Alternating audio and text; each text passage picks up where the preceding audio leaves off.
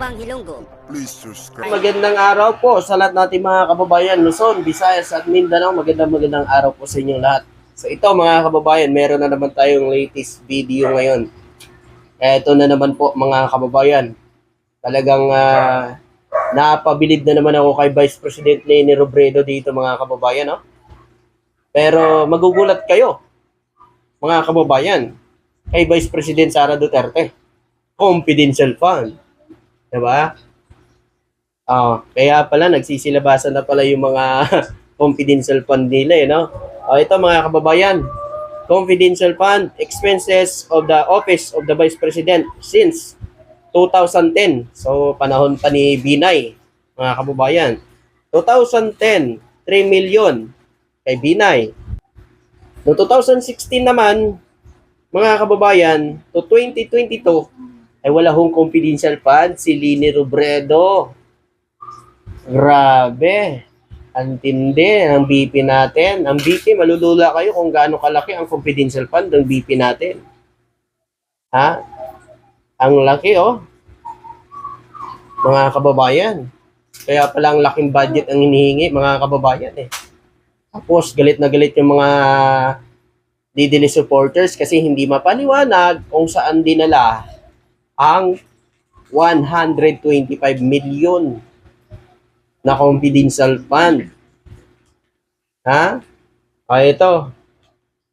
Yung kay Leni, wala, di ba? Dito naman tayo sa ating BP, mga kababayan, na mabait at makapilipino. Ha? Pero nagmumura, nagbabanta, pinagbabandaan ng presidente natin. Makapilipino ba yan? Ha? Kung ang presidente nga minumura paano pa tayong mga maliliit na tao kaya?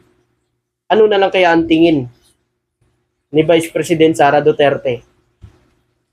Mga kababayan, ano na lang kaya ang tingin niya sa atin? Huwag niyo kaming sabihin na mahal tayo ng mga Duterte.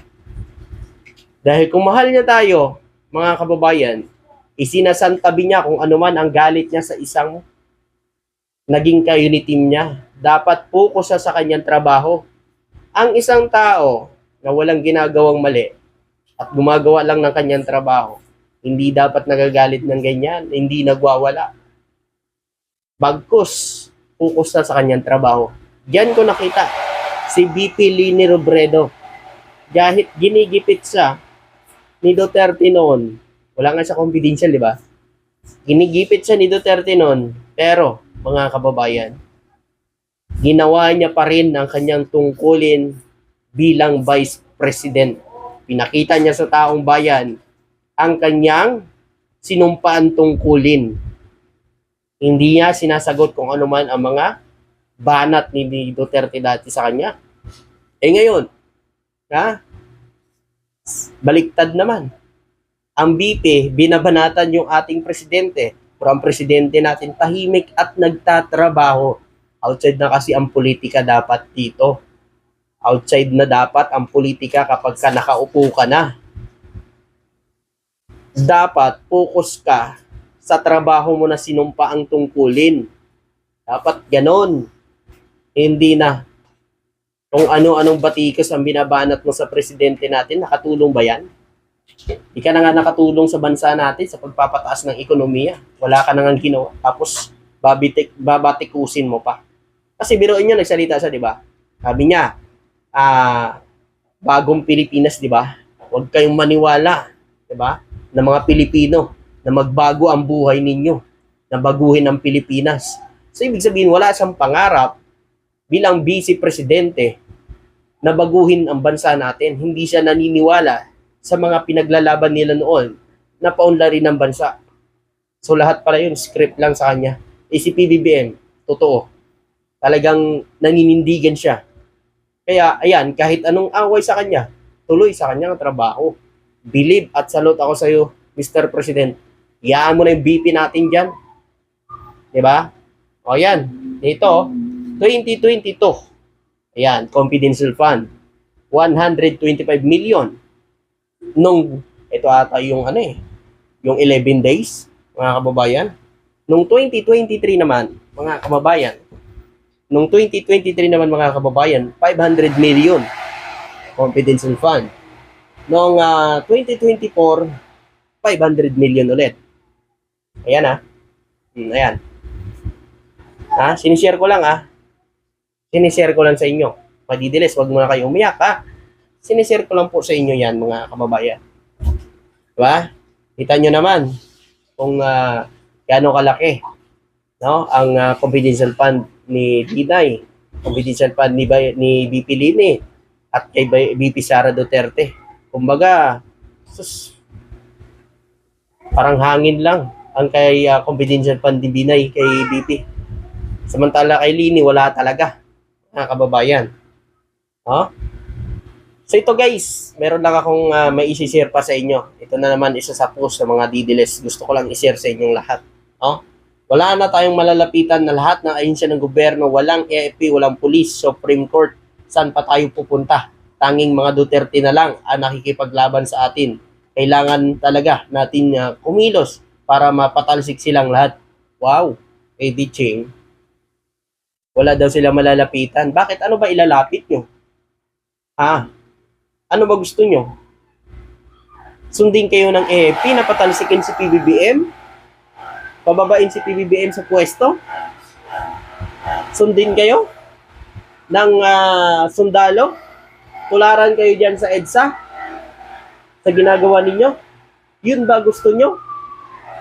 Hindi yung sila sumunod sa kanilang tungkulin.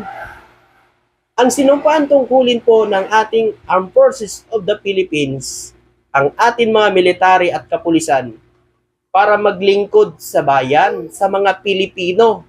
Hindi ho para sa politika o para sa mga taong may hinanakit sa isang tao. 'Di ba? Hindi ho sila nagtatrabaho para sa politika. Nagtatrabaho po sila para sa bayan. Tandaanin niyo yan, mga didiles. Kung yun ang ilalapit nyo para lang pababain si PBBM, wala Wala, di talaga tutulong sa inyo yung FP, military. Diba? Pero kung hingi kayo ng tulong sa gobyerno, dahil nangangailangan kayo ng tulong, may lalapitan po kayo. Kayo lang kasi ang nagsasabing ganyan kasi hindi ho kayo gumagawa ng paglapit at humingi ng tulong sa gobyerno. O, yung nag-post nito, hindi naman siya talaga nakakahingi ng tulong kasi hindi yan naman ginagawa. Tapos naiinggit pa siya kasi si PBBM, yung birthday ni PBBM, lahat na bill sa ospital, nilibre niya. Binayaran lahat. Hindi lang ho isang ospital.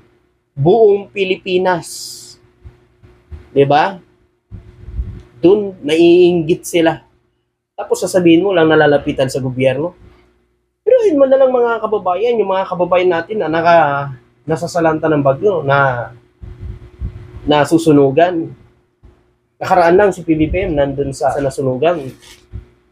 'Di ba? Nag-abot siya ng tulong doon.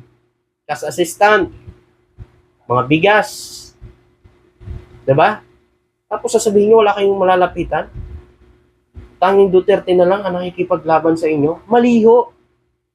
Kayo na lang ang nakikipaglaban para sa Duterte ninyo.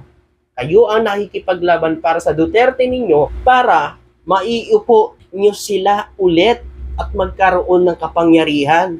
Yun talaga ang reality. Hindi na kayo ay pinaglalaban ng Duterte. Hindi. Dahil kung kayo ay pinaglalaban ng Duterte, gumagawa sila ng paraan na ipakita sa taong bayan na kung meron mang korupsyon na nangyayari sa gobyerno, kung meron man nangyayari ngayon sa bayan natin, pinapakita nila yung ebidensya. Hindi na kayo ang ginagamit nila. O sino na ngayon ang nakikipaglaban? Kayo, ipinaglalaban nyo ang mga Duterte. Dahil hindi niya maipapaliwanag ang confidential fund na yan. Diba? Kasi sunod-sunod na ang problema ng mga Duterte. EJK. Diba?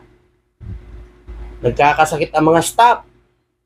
Ang iba naman, umaalis. Ang isa naman nahuli na kapatid ng naging advisor niya noon. 'Di ba? Tapos sasabihin nyo, wala kayong malalapitan. Duterte na lang ang tanging nakikipaglaban sa inyo. Mali. Ipinaglalaban nyo yung mga Duterte kahit alam nyo may mali. Diba?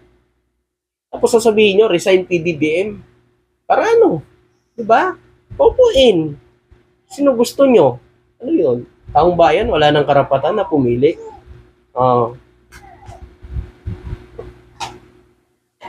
Naman, meron man nag-post, good news daw. May impeach na daw si PBBM ayon sa Supreme Court. Sabi ko na lang, mga kababayan, paano ma-impeach si PBBM? Una-una sa lahat, wala si PBBM may inaargabyado. Wala si PBBM sinaktan. Wala si PBBM pinagbantaan. Ba't si PBBM pa yung ma-impeach? Ano ang dahilan? Na si PBBM ginagawa ang kanyang trabaho para sa bayan.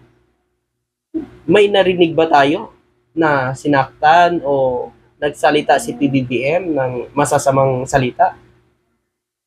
Di ba nga, ang BP, yung nagsalita ng ganyan, na dapat siya ang ma-impeach. Na siya dapat ang ma-impeach na yan kasi galing sa kanya mismo ang pagbabanta sa Presidente, First Lady, at House Speaker Martin Romualdez. Pero, mabait pa rin kasi ang Presidente, mga kababayan. Ayaw niya talaga na maabala pa ang gobyerno sa mga kalukuhan nyo. Ayaw niya maabala pa ang pagpapalago ng bansa natin at maiahon nito sa hirap na dinanas natin nung panahon ni Duterte na bumagsak ang ekonomiya natin. 'Di ba? Tapos ngayon, mga kababayan, pababagsakin nyo lang si PBBM, papa-impeach nyo, na wala namang ginagawang masama sa inyo. Pero yung BP ninyo, na kung ano-ano ang pinagsasalita at binitawan na salita kay PBBM, pinagbantaan ang buhay, nagmumura. Natutuwa kasi ang mga didiles kapag nagmumura ho ang BP nila, pinalakpak nila yan. Pinapapalakpakan nila yan, mga kababayan. Tuwang-tuwa sila kapag meron silang isang Pilipino na pinagmumura ng Duterte. Tama, hindi? Tama. 'Di ba? Kasi nasa ugali na po ng mga Duterte ang pagmumura, mga kababayan. 'Di ba? Natutuwa ho ang mga supporters nila diyan. Kapag meron silang kababayan na minumura ni Duterte, natutuwa sila diyan. Kaya siguro mga kabataan ng mga didiles, katulad na rin nila, no? Na mahilig magmura. 'Di ba? Kay PBBM kasi, mga kababayan, never natin narinig na magsalita si PBBM ng mga ganyan. Kaya ngayon, galit na galit kayo. So yun po, maraming salamat po at magandang araw po sa inyo lahat. God bless.